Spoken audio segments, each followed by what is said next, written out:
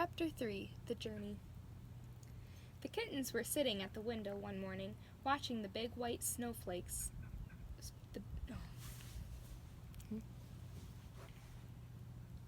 Chapter 3 The Journey. The kittens were sitting at the window one morning, watching the big white flakes falling from the sky. Every tree in the garden was traced with white, and icicles were forming on the gutters of the house. Mrs. Edge came to the kitchen. "It's time, Withers," she announced. "It's 10 days before Christmas, and a good moment to sell the kittens.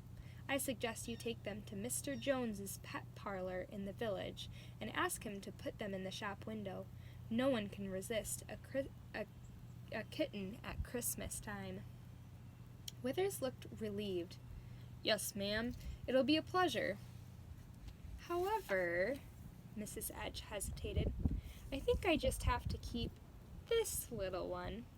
She picked up Princess. "She is so like Saraband, and they will be good company for each other." Withers sighed unhappily and said, "Yes, ma'am." The kittens turned to each other in consternation. "What's going to happen? Where are we going?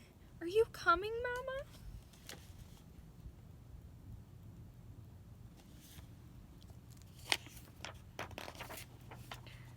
Saraband looked at them lovingly. "It's time for you to go out into the world," she said. "Mr. Jones at the pet shop will find you good homes, I'm sure. You're big enough now. In another week or so, you'd find yourself bored with this kitchen. You'd be fighting and arguing with each other. That's the way it goes." "But I'm not big enough," Bo cried. "Why can't I stay with you, Mama?" "I wish you could all stay, but once you have found your own homes, you'll soon be happy and content. There's nothing more wonderful than belonging to a kind family who really loves you." "Oh, Princess, you are lucky to be staying," said Polly. Princess nodded. "I know it," she said gravely. The following morning, Withers got out his old bicycle and strapped a large basket with a wooden lid onto the back of it. He lined it with old newspapers, then went looking for Samson, Tubbs, Polly, Maximilian, and Bo, who were hiding in the laundry cupboard and hoping he wouldn't find them. He discovered them within minutes, and scooping them up, he took them out to the basket and dropped them in, tying a leather strap around the outside so the kittens couldn't get out. "That should do it," he muttered. "I'll be on my way before Mrs. Edge changes her mind." Withers pedaled his bicycle along the snow-covered roads. It was bitterly cold, and the kittens were jostled and bounced about. "He seems to be riding a long way," moaned Polly. "It's awfully uncomfortable," Tubbs complained.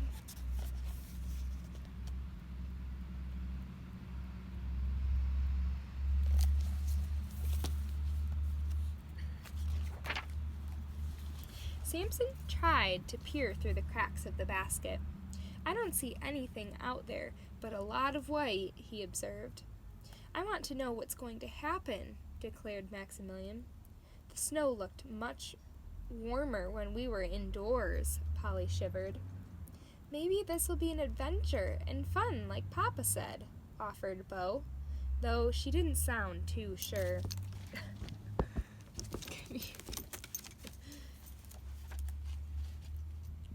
A half hour later, the kittens felt the bicycle coming to a halt.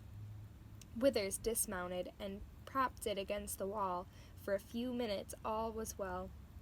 Then they heard Withers' voice, sounding anxious and annoyed. "If you'd just look at the kittens, Mr. Jones, I'm sure you'd change your mind. They're really quite nice and well behaved." "I'm sure they are," said a strange voice. "But I don't want to see your kittens, Mr. Withers. I have enough kittens in my shop to last me through the New Year and Easter. Everyone has kittens to sell at Christmas time, and I just cannot take another one." Withers began to protest.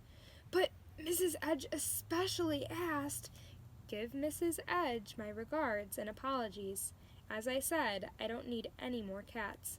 Your best bet, Mr. Withers, would be to ride on to Tidewater and try the vet's house there, or failing that, take them to the pound.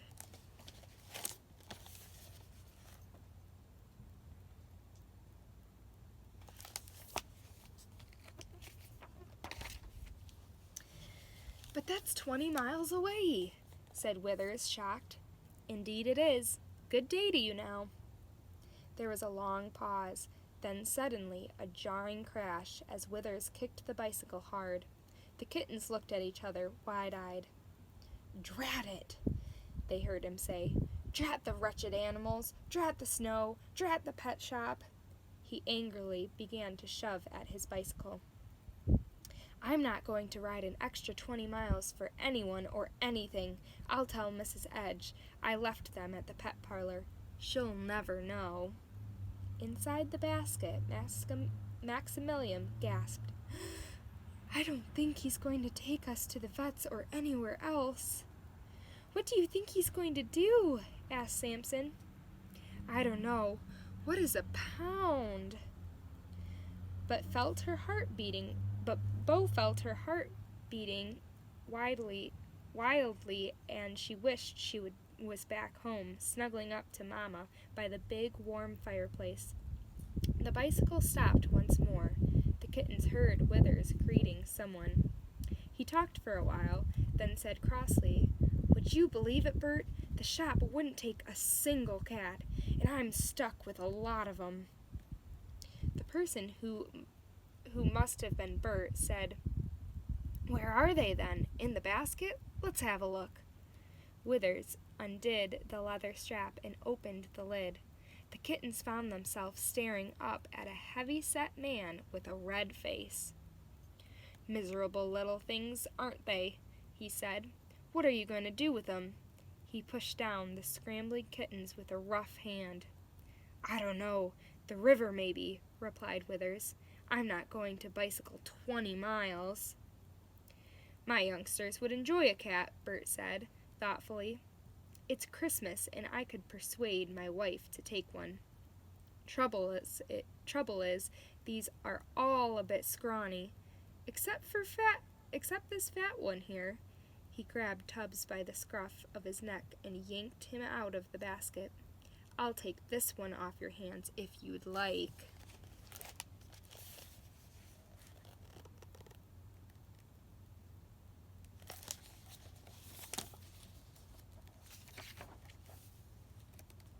You're a pal, Bert.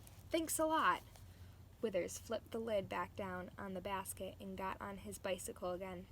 Now all I have to do is get rid of the others. Merry Christmas to you. Merry Christmas, replied Bert, and he walked off with the unhappy Tubbs protesting and squirming in his arms. Polly cried piteously, That horrid man has taken Tubbs. What can we do? Maximilian said urgently. Something terrible is going to happen. I feel it. Did you hear Withers' voice? How evil he sounded. What is a river? He was pushing at the lid of the basket as he spoke. Samson, look! He forgot to tie this down. We must get out of here. Do you think you can push the lid so that it flies open? Samson tried it. It's heavy, but I'll try. Maximilian looked at the others. Listen, there isn't much time. If Samson can open the basket, I'm going to climb out and get Withers' attention. You jump to the ground and run away as fast as you can. Where shall we run to? Asked Bo anxiously. Anywhere. It's better than staying with this awful man. Polly was terrified. How will we know where to meet afterward? We won't, explained Maximilian. We each have to run in different directions. That will really confuse Withers, and it's the only chance we have of getting away. I'm sure he intends to harm us. Let us say goodbye now and try to be very brave. Samson put his shoulder to the lid of the basket. It seemed too heavy even for him. He pushed harder, straining every muscle, and Maximilian joined him, putting his head against it. Suddenly, the lid flipped back with a loud crack. The bicycle wobbled as Withers looked over his shoulder to see what had happened. Using his sharp claws to scramble up Withers' coat, Maximilian hung to the collar and gave a fearful shriek in his ear. Things happened very fast after that. Withers yelled and let go of the handlebars to try and grab Maximilian. The bicycle hurtled towards a large tree. Samson leaped to the ground. Bo jumped and landed on top of him. Polly twisted in the air and came down hard. Maximilian flung himself clear just as the bicycle and Withers hit the tree with a tremendous crash. "Run!" cried Maximilian.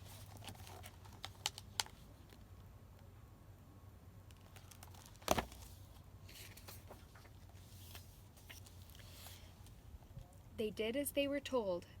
Quickly they scattered in all directions, and soon there was not a kitten to be seen, not a sign of anything except a dazed Withers holding his head in his hands and sitting by the roadside in a large mound of snow.